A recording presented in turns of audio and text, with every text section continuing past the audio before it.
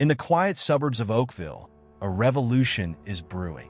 It's not led by young firebrands or tech-savvy millennials, but by a silver-haired brigade armed with nothing more than comfortable shoes and unshakable determination.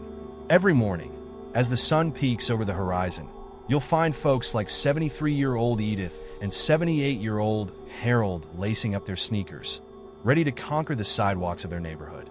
This simple act of walking has become their secret weapon in the battle against time, transforming not just their bodies, but their minds as well.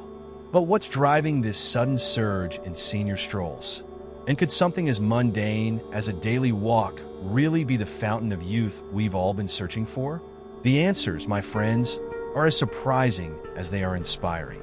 Let's take a closer look at the hidden power of putting one foot in front of the other. Ready to join the walking revolution? Hit subscribe now and take the first step towards a healthier you. Imagine, if you will, a typical American high school. The year is 2010, and Millbrook High in upstate New York is about to embark on a revolutionary experiment called Zero-Hour PE. Picture 19,000 bleary-eyed teenagers dragging themselves to school an hour early, not for extra math or science, but for exercise. Yes, you heard that right.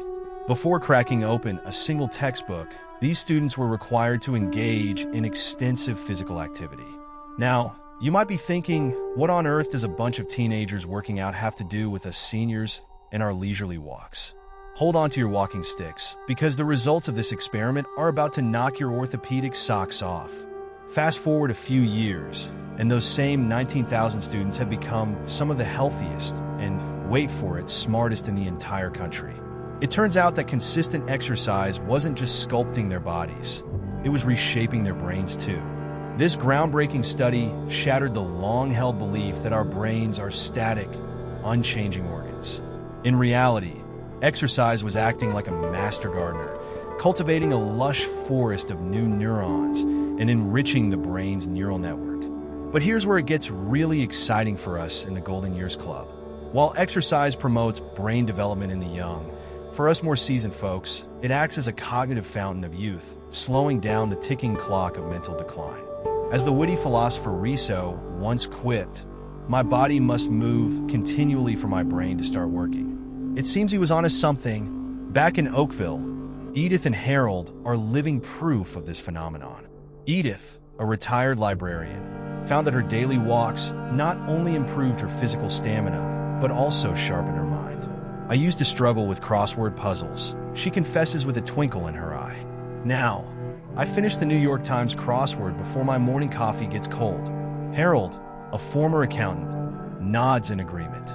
"I was skeptical at first," he admits, "but after 6 months of daily walks, I not only lost 20 pounds, but I also felt sharper than I had in years. I even started tutoring my grandkids in math." Their stories are not unique. All across Oakville, and indeed across the country, seniors are discovering the transformative power of a simple walk. It's not just about physical fitness anymore. It's about keeping our minds agile, our spirits high, and our independence intact. So, the next time you see a group of seniors power walking through your neighborhood, don't just wave from your window. Grab your comfiest shoes, step outside, and join the revolution. Your body, your brain, and your future self will thank you. After all, in the grand marathon of life, it's not about crossing the finish line first. It's about enjoying every step of the journey, one walk at a time. As news of Edith and Harold's transformation spread through Oakville, curiosity began to bubble among the senior community. One crisp autumn morning, a small crowd gathered in the community center, eager to learn more about this walking revolution. Among them was Dr. Sarah Thompson, a neurologist from the nearby university, invited to shed light on the science behind the seniors' newfound vitality. Enjoying this inspiring journey? Give this video a thumbs up and ring the bell to stay in step with our latest health tips. Dr. Thompson, a vibrant woman in her mid-50s, stood before the group, her eyes twinkling with excitement. "What Edith and Harold have experienced is no fluke," she began, her voice filled with passion. "Recent studies have shattered our previous understanding of the aging brain." The room fell silent as Dr. Thompson explained how exercise, particularly walking, promotes neuron growth. Imagine your brain as a garden. she said, gesturing with her hands. Each step you take is like sprinkling water and nutrients on that garden, helping new neurons to sprout and flourish. A murmur of amazement rippled through the audience. 82-year-old George, a retired English teacher, raised his hand. "But I thought our brains were set in stone after a certain age," he said, his brow furrowed in confusion. Dr. Thompson smiled. "That's what we used to believe, George. But now we know that exercise can enrich your brain's neural network at any age. For the youngsters, it's like adding new plants to an already thriving garden. For us more seasoned individuals," she winked, eliciting chuckles from the crowd, "it's about maintaining and reinvigorating the beautiful garden we've cultivated over the years." As the presentation continued, the seniors learned how walking could slow down cognitive decline, sharpen memory, and even improve learning efficiency. "Remember what Riso said?" Dr. Thompson quipped. "My body must move continually for my brain to start working." It turns out he was onto something profound. The excitement in the room was palpable. But then, 70-year-old Martha, known for her no-nonsense attitude, spoke up. "This all sounds great, Doc, but I can't afford those fancy gym memberships. And I certainly can't run a 5K every day." Dr. Thompson's face lit up. "Martha, that's the beauty of it. Walking is the unsung hero of exercise. It's free, it's simple, and according to the World Health Organization, it's one of the best exercises you can do." She went on to explain how just 3 hours of walking per week could reduce the risk of cardiovascular disease by a staggering 35% to 40%. "It's not just about your brain," she added. "Walking strengthens your heart, increases lung capacity, and improves overall cardiopulmonary function. It's a full-body tune-up, and all you need is a comfortable pair of shoes." As the presentation drew to a close, the room buzzed with energy. Seniors who had arrived with canes and walkers were now discussing potential walking routes and forming groups. Even George, who had been skeptical at first, was eagerly chatting about starting a walking book club. Edith and Harold exchanged a knowing glance. Their simple act of taking daily walks had sparked something much bigger than they could have imagined. As the crowd began to disperse, many stopping to thank Dr. Thompson, Edith overheard snippets of excited conversation. "I never knew my daily stroll to the mailbox was doing so much good. Maybe we could organize a neighborhood walking tour? I'm going to call my daughter and tell her to get the grandkids walking too." As Edith and Harold stepped out into the crisp autumn air, ready for their afternoon walk, they couldn't help but feel a sense of pride. They had unknowingly become the catalysts for a health revolution in Oakville. And as they set off down the leaf-strewn sidewalk, a small group of their neighbors fell in a step behind them, taking their first steps towards a healthier, happier future. Little did they know, this was just the beginning of Oakville's walking revolution. The best was yet to come, and it would transform their community in ways they could never have imagined. The morning after Dr. Thompson's presentation, Oakville was abuzz with a new energy. Seniors who had once been content to watch the world go by from their porches were now lacing up their walking shoes, determined to join the movement that Edith and Harold had inadvertently started. As the sun peaked over the horizon, casting a golden glow on the autumn leaves, Edith and Harold set out for their usual morning walk. To their surprise, they found a small group of neighbors waiting at the end of their driveway, eager to join them. "We heard 8,000 steps a day can cut our risk of death by half after 40, said 68-year-old Linda, a retired nurse. "Is that true?" Harold nodded, recalling Dr. Thompson's words.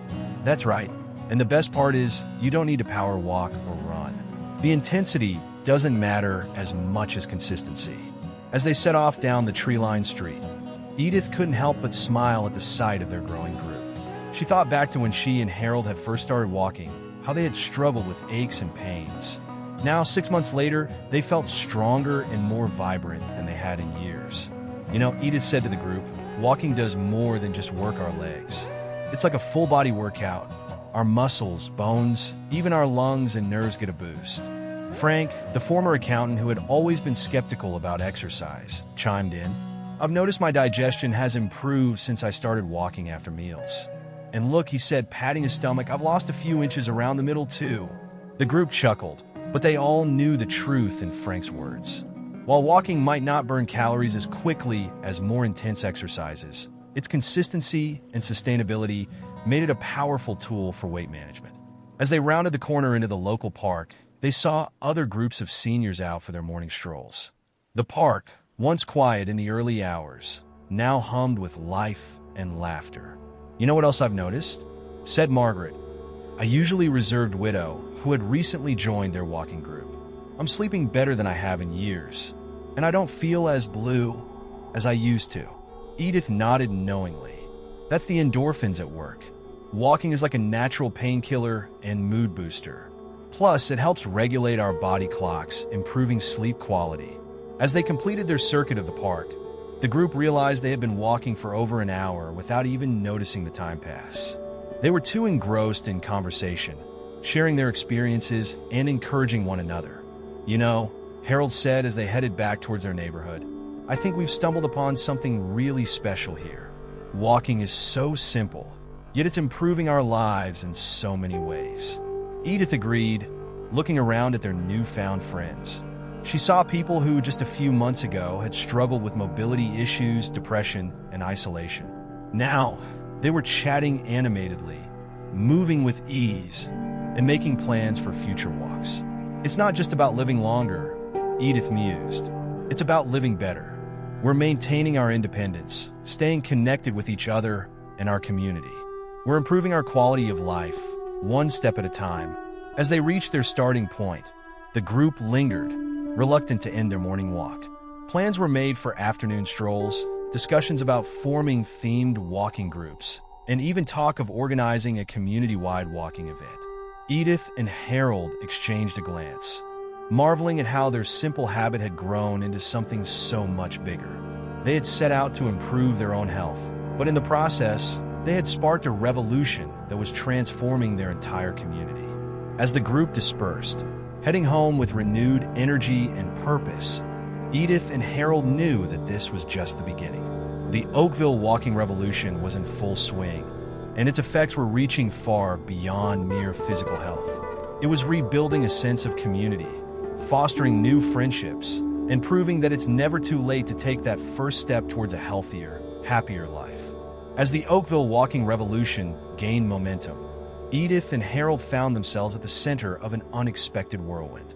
Their morning walks had evolved into impromptu workshops, with neighbors eager to learn the finer points of this seemingly simple exercise. One crisp morning, as golden leaves crunched underfoot, they decided it was time to address the elephant in the room, or rather, on the sidewalk. "Folks," Harold called out to the gathered group, his voice tinged with amusement and concern, "I hate to break it to you, but some of us have been walking wrong all our lives." A ripple of laughter mixed with confused murmurs swept through the crowd. 70-year-old Betty, known for her no-nonsense attitude, spoke up. "Harold dear, I've been walking since before you were born. How on earth could I be doing it wrong?" Edith stepped in, her eyes twinkling. "Well, Betty, it's like using gym equipment. There's a right way and a wrong way. And believe it or not, walking incorrectly could do more harm than good." Over the next hour, Edith and Harold, armed with knowledge from their research and consultations with Dr. Thompson, guided the group through the nuances of proper walking technique. They demonstrated how dragging feet could lead to worn-out shoes and potential trips, how walking on tiptoes or with a tilted body could throw off balance, and how overstriding could strain joints. "It's not just about moving forward," Harold explained. "It's about moving forward correctly." As they strolled through Oakville's picturesque streets, Edith noticed something that made her heart sink. Nearly half the group was walking with their heads down, smartphones in hand. "Now, here's a modern-day challenge," Edith announced, gently tapping a neighbor's shoulder. "We've become so attached to our screens that we're forgetting to look up and enjoy the world around us." Dr. Thompson, who had joined their walk that day, chimed in. "More importantly, constantly looking down at your phone while walking can lead to serious neck problems. We're talking stiff muscles, potential atrophy, and even spine deformity in severe cases." A collective gasp rose from the group. Smartphones were hastily pocketed as Dr. Thompson continued. "The key is to keep your head up, chin slightly tucked, and shoulders pulled back. It's better for your posture, your breathing, and your overall walking experience." As they rounded the corner into Oakville's Central Park, Harold noticed several members of the group instinctively clasping their hands behind their backs. The politician's pose, he chuckled. It might look distinguished, but it's not doing your arms any favors. Let them swing naturally at your sides.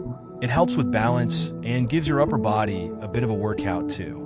The group spent the rest of their walk practicing these new techniques.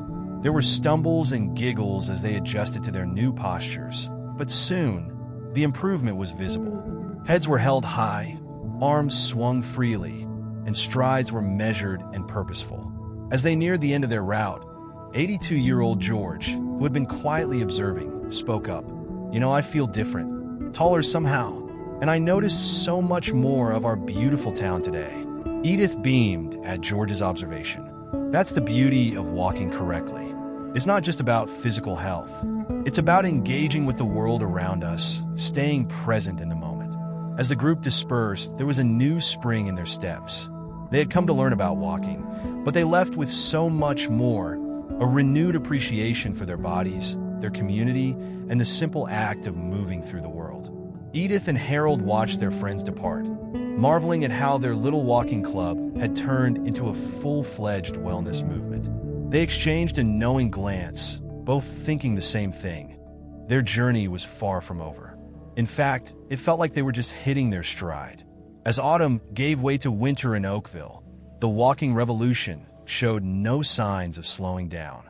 If anything, the chill in the air seemed to invigorate the town's seniors, who now viewed every step as a victory against time and inactivity. On a frosty December morning, Edith and Harold gathered their ever-growing group for a special session focused on the finer points of walking technique. Today, Harold announced, his breath visible in the crisp air, we're going to talk about something that might seem obvious, but is crucial: how our feet hit the ground. Edith demonstrated, exaggerating her movements. Watch closely. You want to land on your heel first, then roll forward and push off with your toes. It's like a wave moving through your foot. The group practiced, their laughter echoing through the quiet streets as they exaggerated their steps. But amidst the merriment, Dr. Thompson, who had become a regular at these walks, noticed something concerning. Edith, Harold, she said quietly, gesturing towards 75-year-old Tom. Have you noticed Tom's gait lately? They watched as Tom took quick, shuffling steps, his arms barely swinging. It's been getting worse over the past few weeks, Edith admitted, worry creasing her brow. Dr. Thompson nodded gravely. I think it might be time for Tom to see a neurologist. Those small, hurried steps could be an early sign of Parkinson's disease.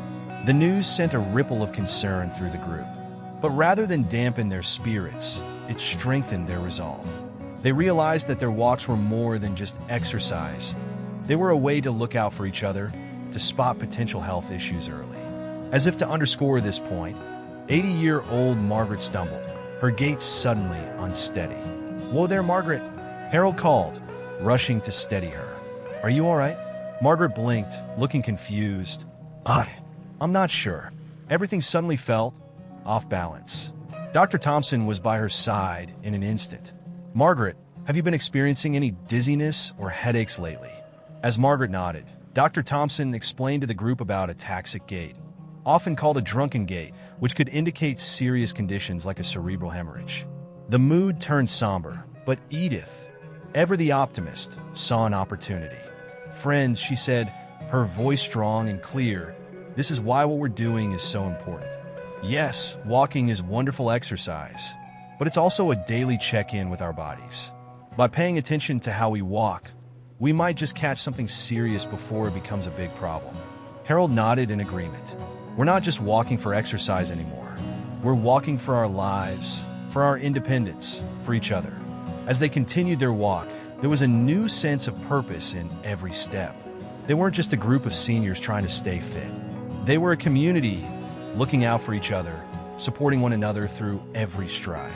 The walk concluded back at the community center, where hot cocoa and warm conversation awaited. As they sipped their drinks, Edith stood up, a twinkle in her eye. She said, I think we've stumbled upon something truly special here in Oakville. Our little walking group has become so much more. We're not just improving our health. We're strengthening our community one step at a time. The room erupted in applause. As the chatter died down, Harold raised his mug in a toast. To the Oakville walking revolution, he said, "May we keep moving forward together for many years to come." As the seniors clinked their mugs, there was a sense that this was just the beginning. The Oakville walking revolution had taken root, and its branches were reaching far beyond mere exercise. It had become a movement of health, community, and hope, proving that it's never too late to take that first step towards a better life. Feeling motivated to lace up those walking shoes? Subscribe now, share your walking goals in the comments below, and don't forget to check out our next video on easy stretches for senior walkers linked in the description.